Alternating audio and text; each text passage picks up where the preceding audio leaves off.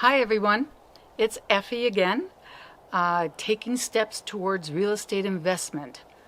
Today I want to talk about fear because I know that sometimes fear will make us stop and it will slow us down and it tends to be destructive. So I don't consider myself to be very filled with fear, but it does happen. So last night, I'm presently in Joshua Tree, and last night I was asleep and I woke up brushing something from my face and realized it has legs, and I didn't, wasn't fast enough to kill it or anything, but I thought, ow! And I thought, something bit me. And I got up and I was like, oh my God, what was that? And, what do I do? And I looked and I had this little spot right there, and it started to swell and swell towards my eye. And I panicked. I was like, what the fuck is it? It hurts. So this is midnight.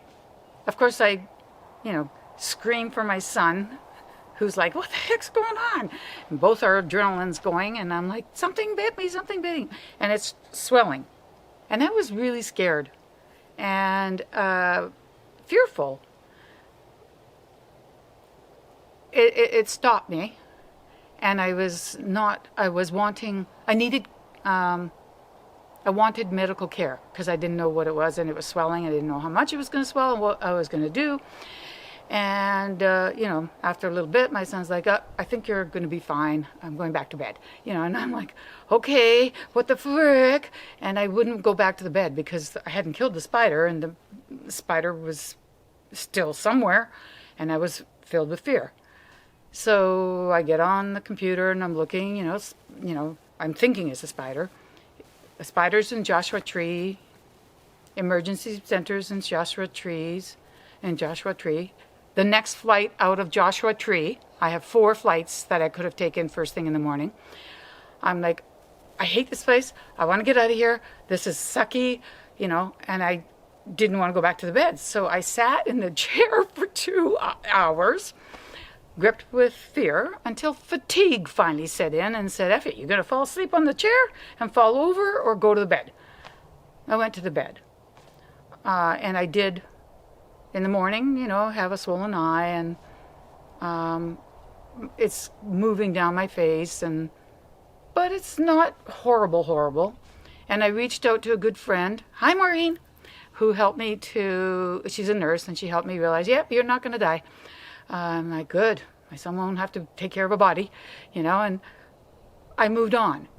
And I guess maybe around midday, I actually did complain, which I don't like complaining, but I did complain to one fellow sub 2 student.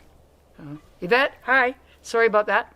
And I realized I'm wasting my time on that fear. I know I'm not going to die. It's okay. And I started to take that fear and just let it dissipate, although obviously I'm talking about it to you. And I actually think it's very funny now. It's kind of a funny story.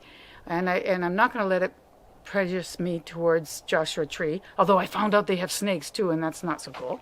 But anyways, what I encourage you to do with your fear is to try very hard to get out of it as soon as you can.